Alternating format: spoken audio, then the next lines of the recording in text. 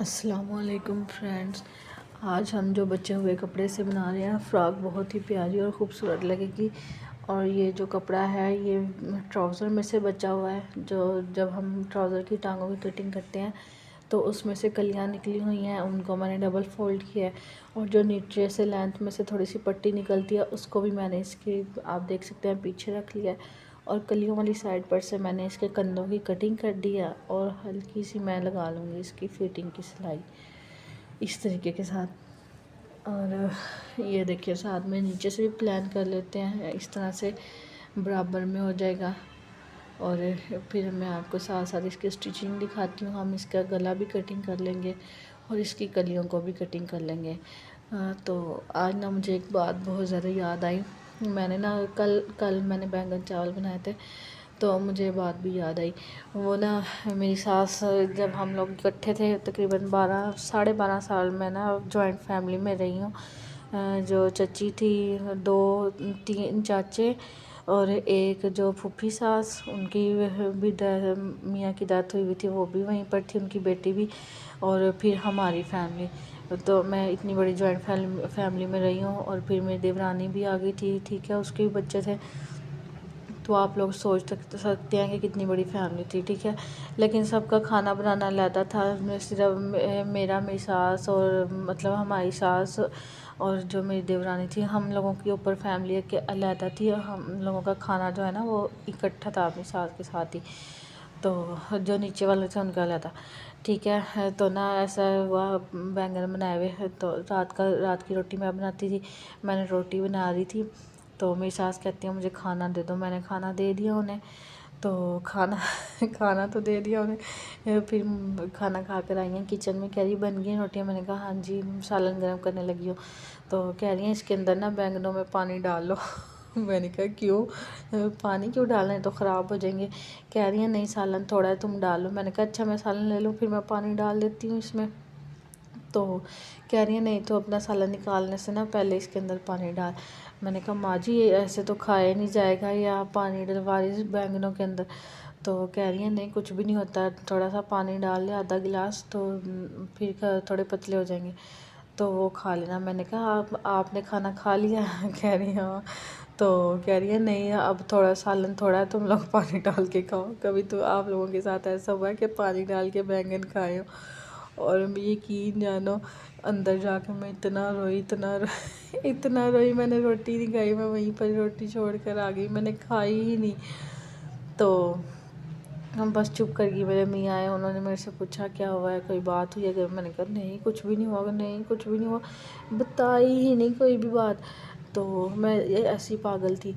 तो जो थोड़ी सी देर बाद मेरे मियाँ बाहर कमरे से बाहर निकल रहे हैं, कह रहे हैं जब मैं घर आता हूँ तो इसका मुंह सूजा होता है, इसको क्या हुआ है, इसने मुंह बनाया हुआ है। मेरी सास कह रही मुझे तो नहीं पता, मुझे तो नहीं पता, मुझे तो पता ही नहीं। मेरी सास कह रही हमारे साथ तो कोई बात ही नहीं हुई, कुछ भी नहीं हुआ। तो अब मैं उनको बताती तो भी लड़ाई थी, वो अपनी अम्मी के साथ लड़ते।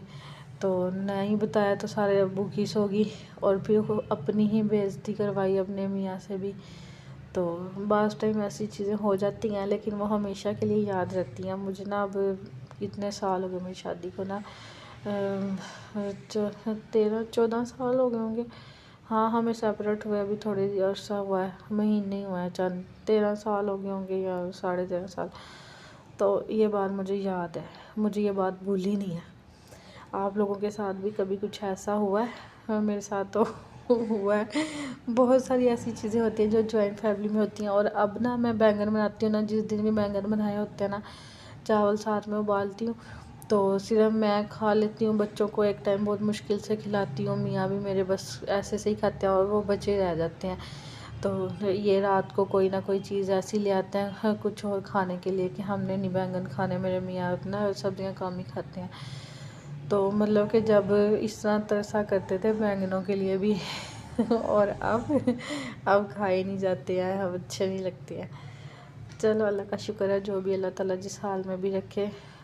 तो वक्त गुज़र जाता है, हर तरह का ही वक्त गुज़र ही जाता है, वक्त रहता ही नहीं है।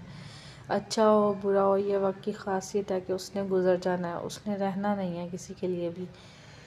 तो आहिस्ता वक्त के साथ साथ ही सब कुछ सेट होता जाता है। अक्सर घरों में लड़ाई झगड़े होते हैं, हो जाते हैं झगड़े। इसलिए प्यारी प्यारी बहनों, हर चीज़ को थोड़ा टाइम लगता है। तो आप लोगों की शादियां हो तो आपने बर्दाश्त इतनी रखनी है कि कम से कम 2 से 3 साल आपने ना बिल्कुल बर्दाश्त की हद रखनी है बस। इसके अलावा और मैं आपको कुछ भी नहीं कह सकती, सिर्फ बर्दाश्त करना है तो ही हम चल सकेंगे, वरना हमें तो ये दुनिया जीने ही ना दे।